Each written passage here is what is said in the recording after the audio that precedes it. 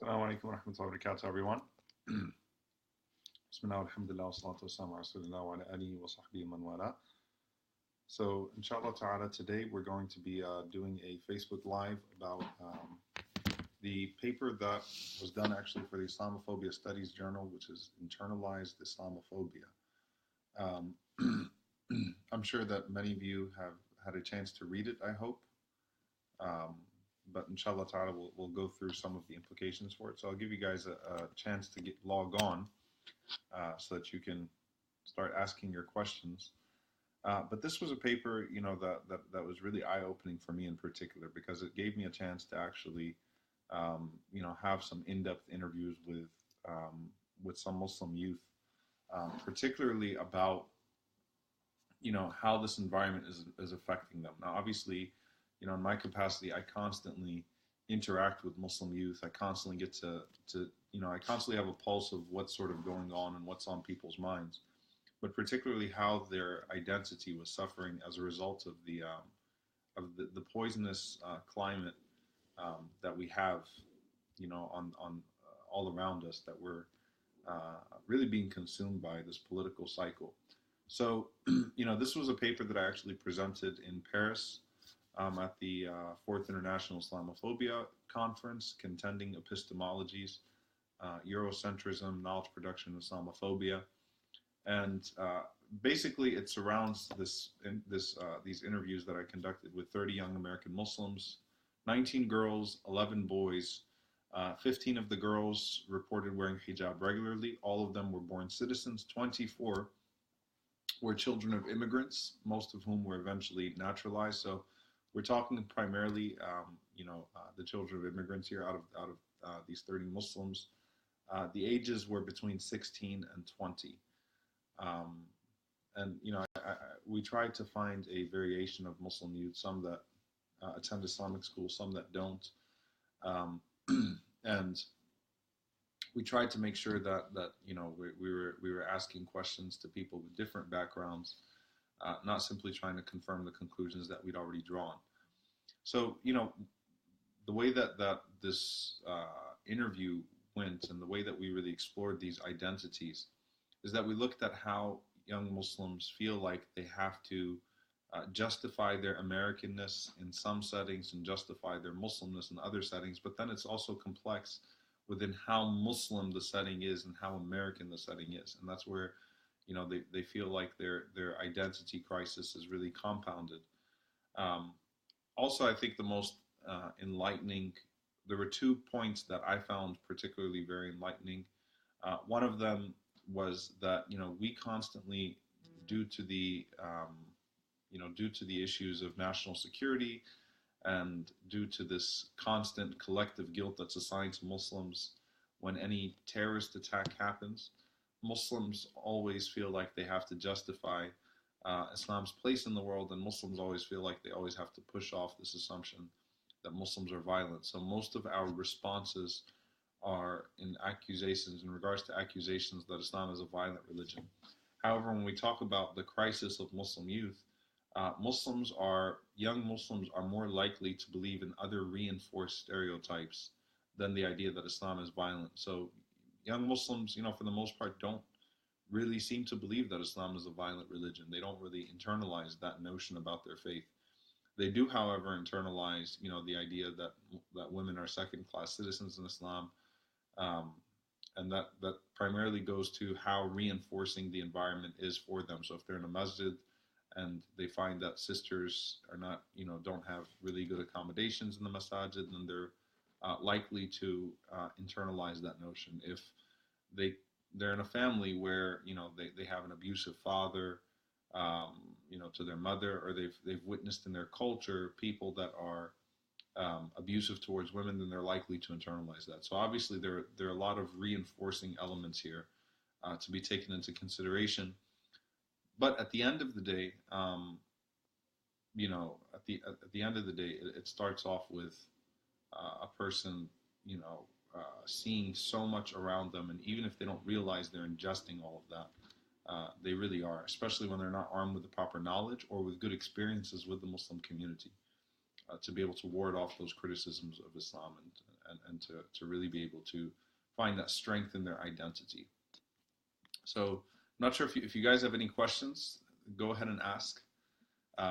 Primarily, it's based on the paper, inshallah ta'ala. So if you guys have any questions based on the paper, or at least the subject matter, then please do ask, inshallah, at any point. So you can cut in at any time. Now, if you look at the different sections, one of the things that I point out in the instrumentation aspect of this is that usually studies assess the part of the identity crisis that really relates to national identity, not religious identity. So it's not really as much of the Muslim identity that academics are focused on, but it's how American is this person going to be with their identity crisis? How British are they going to be? How French? How German? So this is a different side of that coin, of that study.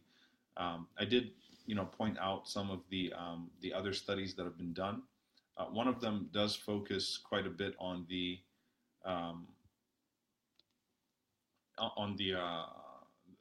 racial identity and citizenship and participation, and how that's affected by this identity crisis. And we also looked at the Newer Kids study that a lot of people might have seen, which really focuses on toddlers and young kids and how they're internalizing Islamophobia, and they sort of based that off the Black Doll study, where just like young black people, Muslim or non-Muslim, right? But young black people in this country in particular, and in other places that have suffered, similar racial circumstances, they're likely to see that blackness is not as beautiful as whiteness, and they're likely to associate positive things with whiteness as opposed to blackness. And one of the things that I point out in this study is that as people get older, as you move from infant to toddler, and then eventually you go to middle school and high school, that identity crisis is really compounded. So you look at what Charles Parrish mentions about, black adolescence, and how it goes far beyond black and white at that point. They notice all the different variations in between, and they tend to associate beauty with a lighter form of black skin, right? And all of that is clearly ingested. And with Muslims, it's not just simply hijab wearing and not hijab wearing, masjid going and not masjid going. It's okay, well, how do you wear your hijab, and what messages do you want to send off or project to Muslims and non-Muslims, to school, to others, classmates, or to colleagues when you wear your hijab? What message do you want to give off when you go to the masjid? What are you trying to project of yourself in such an image-conscious world? So we really looked at the side of the Muslim piece of this and how that was being impacted by everything. And keep in mind here, if you go to the study of the portion of this about those that were actually trying to get help from psychiatrists and mental health physicians, they found that by and large, number one, they couldn't go to Muslims because they couldn't trust them for confidentiality issues, and some of them actually did mention their confidentiality being compromised in those sessions, so it's too close to home. So the solution is not just to have more Muslim psychiatrists, but also to educate non-Muslim psychiatrists, because a lot of times when these young people go to non-Muslim psychiatrists, that psychiatrist has already, drawn many conclusions as to why this young Muslim girl is feeling sad and depressed, and already making assumptions about their family and their religious culture and so on and so forth. So it is very important for us to really navigate this wisely, inshallah, and to provide research, not just for Muslims, but for non-Muslims that are caretakers in this regard. So I'm going to look at the questions here. Mamira asks, Islamophobia has had huge impact, but for us who live in a relatively neutral environment in countries like New Zealand, our youth still face the problem of blending in. So my 16-year-old has so many questions. It's exactly about what you said, like segregation in the masjid. Why is there an extreme separation in the masjid? Is it haram for men and women to be together? So that's, it's important that you bring that up, that Islamophobia has very clear effects, but at the same time, it's going to be natural for young people, to want to assert themselves in a way that culture will praise. So it's not just going to be in a culture where, you know, where they're being looked down upon, or where they're being spoken about. And keep in mind here that Islamophobia is not just the right wing bigot that's screaming at you. It's also the assumption or the assertion that your culture, your Islamic culture, is inferior, is inherently inferior. It's not compatible. And I think that even if you're in a relatively neutral environment, um, you know, in a highly secularized or liberal environment, you're still kind of getting that notion that your religion is backwards, and why is your religion, you know, stopping you from just having fun in a way that's natural, in a way that's, um, you know, in a way that's conducive uh, to the happiness of any teenager, right, in that society. So when it comes to this, you know, to your 16-year-old, so there's things that in the masajid that are not necessarily deen, you know, infused, but they're culture infused. Um, and then there are things that are just um, meant to be there as a means of maintaining the rules of haya in Islam. Uh, what I've noted, and Allah knows best, is that if you're in a masjid that's enforcing the sunnah, meaning there is separation, but at the same time, women have, you know, they have roles in the masajid. They're able to participate in all of the programs fully. You know, they have access to the classes, to the programs. They're not holed off somewhere. So it's the separation is not the issue, but it's really the access issue. And then if you don't have access and you do have extreme separation, then all of the grievances are bundled together.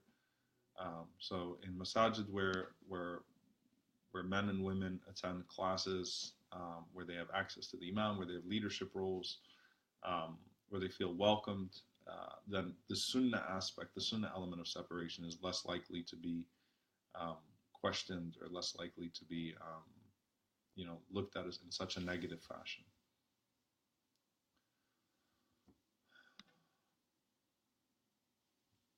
Was there any control for socioeconomic background, or did sample size not allow for that? I'll be very honest with you that I don't think, you know, it wasn't a significant one. So no, I didn't. No, I didn't look at the socioeconomic element of this, and I think that's a good point to make. I would say that you know, the 24 of them were the children of immigrants. I would say that 20 of them, for sure, 20 out of the 30 came from very healthy socioeconomic background, meaning they're essentially suburban Muslims. So 10 of them were not. But no, that was not an element in the criteria for choosing those that would be studied. Were there any findings on the role of the masjid? Does it protect from harmful effects, or was there no correlation? Yeah, there was. So if you go to the portion of the paper which is under the role of personal experience and what types of Islamophobia are ingested, you know, you look at particularly that paragraph where we talk about the mosque. So I say this is also the case with community grievances. A bad experience in the mosque can serve as a reinforcement of Islamophobic messages. Young Muslim women face the greatest pressures in society, yet are the least accommodated in the mosques that are responsible for generating spiritual strength. So those young Muslims that felt a good attachment to the masjid, that felt like the masjid was spiritually giving them the willpower to be able to deal with the struggles that they would face. And it's not just educational. One element of it is receiving the education that's necessary to ward off Islamophobic notions. The other is generating that spiritual willpower, that spiritual strength, generating an emotional attachment to the deen, generating a love for the religion. So a positive masjid experience does the opposite of what a negative masjid experience does. It wards off many of those Islamophobic notions, and then you have these people that are enjoying the benefits of the masjid, and they are actually confident in the answers that they have to give in defense of their religion, because they're experiencing, for example, the way that the Deen or the way that Islam legislates women should be treated in a good way. So they're experiencing kindness and courtesy and things that aren't associated typically with Islam in the media. So there's no doubt that having that positive Muslim experience does indeed serve as a fortification against those types of doubts and against those types of attacks. So how do we answer such questions like why do women have to cover themselves more than men, and why Islam seems to suppress women according to the modern times? So we have some great research that's coming out on these topics, some really, really great research. One of them is a paper on the spiritual equality of men and women in Islam, and how spiritual inequity has typically been the foundation by which women, were oppressed. So once you sort of establish that equity at the spiritual level, then legislation does not come from a place of cruelty. It comes from a place of benefits, which obviously we do believe is the case in our Deen. Then we have a lot of discussions on law and legalities and covering and inheritance and testimony. So we actually have 3 papers that are in process now, that are finishing up, inshallah, on this subject. Any way to be a part of the Yaqeen research and application on the website. So we're actually going to be releasing a call for papers in the next couple of days, inshallah, so stay tuned for that.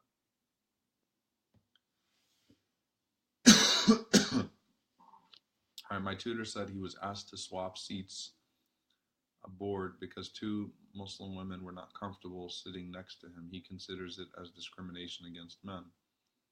How do you explain this to a non-Muslim?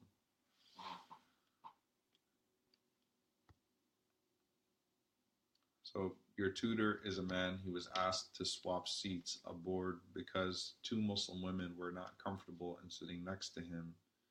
He considers it as discrimination against men. How do you explain this to a non-Muslim? This is one of those very difficult subjects because cultural sensitivity is not our strength these days. It's important to note that type of discomfort, and you could flip the script as well. If it's 2 men and they wanted to sit, there was a woman and the woman was asked to switch seats, is it discrimination? So it's interesting here that in the case that you're mentioning, it's a man and it's not a woman that's complaining that he feels like he was discriminated against. The idea would be that, when he was asked to move, and obviously I don't know what you mean by aboard, whether it's an airplane or a train or a subway, what the proximity is, but clearly there are comfort levels, and comfort levels would be dictated not just by religious practice, but by cultural sensitivity. I think that it's important to when you say explain it to a non-Muslim, do you say explain it to the tutor or explain it to another non-Muslim? I think it's important to articulate these things in a way that's not offensive and that makes those people want to show courtesy, and at the same time recognize that, look, there are some times that we're going to be portrayed as inherently barbaric and we just can't do anything about that. We're not going to be able to always win those types of arguments and discussions because a person is set on already making Islam out to be, oppressive towards women, or putting this extreme gender separation because women are viewed inherently less. So the idea would be if these were 2 Jewish women that sat down, Orthodox Jewish women that sat down, because Orthodox Jews also have the gender separation in their places of worship, would he still have felt that way or not? Maybe he would have, but it's very possible and very likely that he has not assumed the things about Jewish women that he did about Muslim women. So this idea of some gender separation is not something that's unique to Muslims. It's not something that's Muslim specific. It's something that exists across religions and sometimes across cultures. There was a time in America where someone may have, felt uncomfortable in that situation.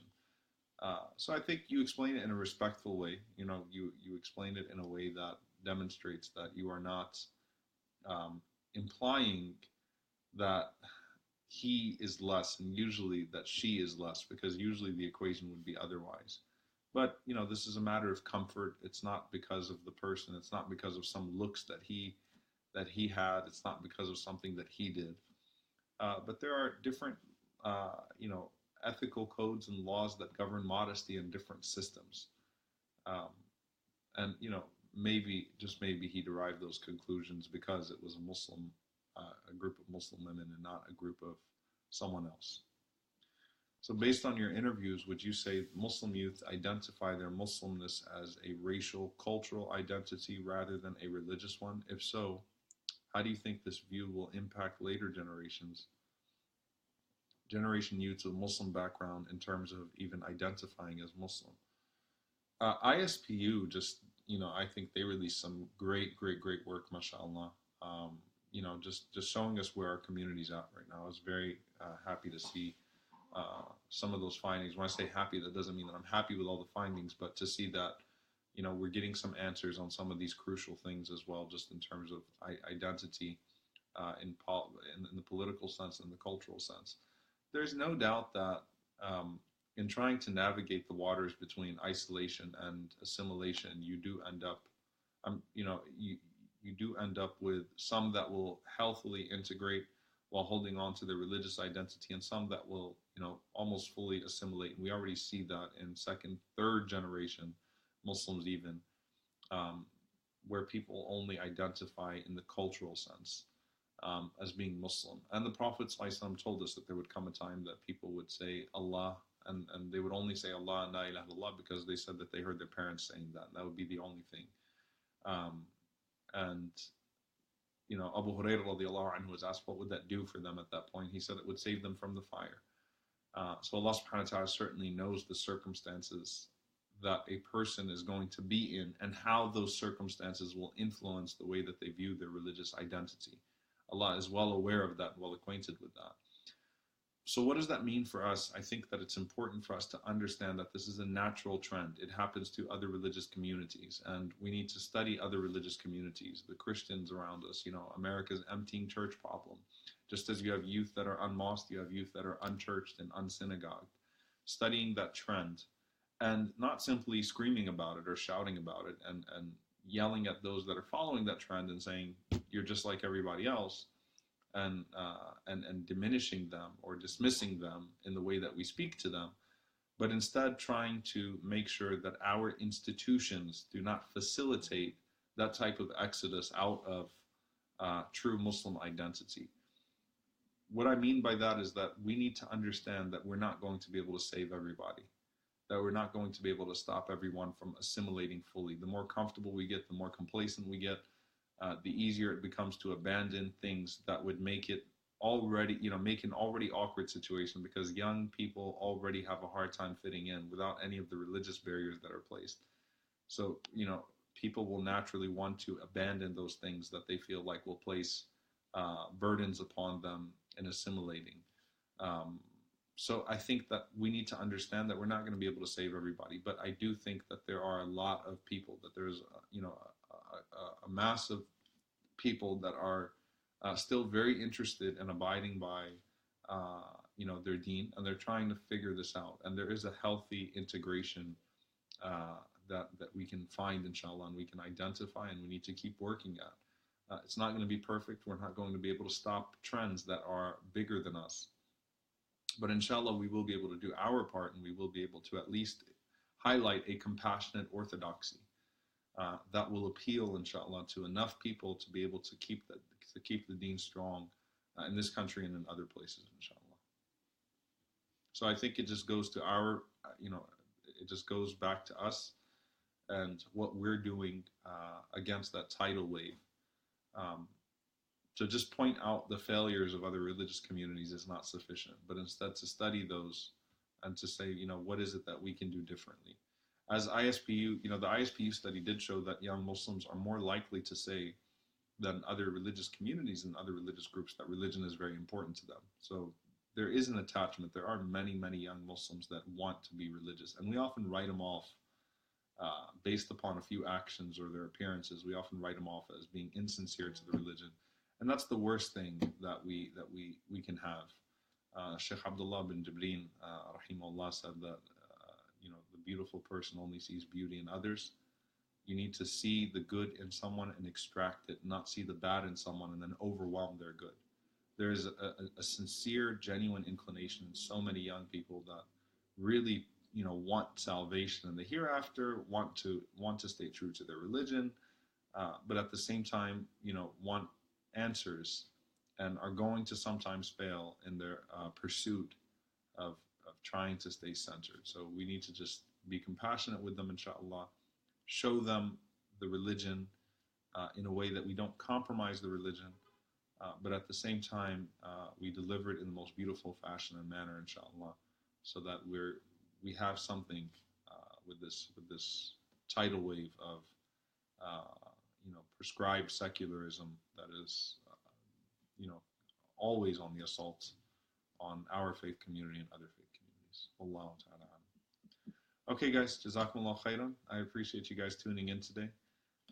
Inshallah, stay tuned. I'll be doing on the abortion paper very soon as well, inshallah. And stay tuned as other presenters will present their papers, inshallah. Jazakumullah khairan. Subhanakallah wa hamdik. Ashhadu an la ilaha illa anta astaghfiruka wa atubu ilayk. Assalamu alaikum wa rahmatullahi wa barakatuh.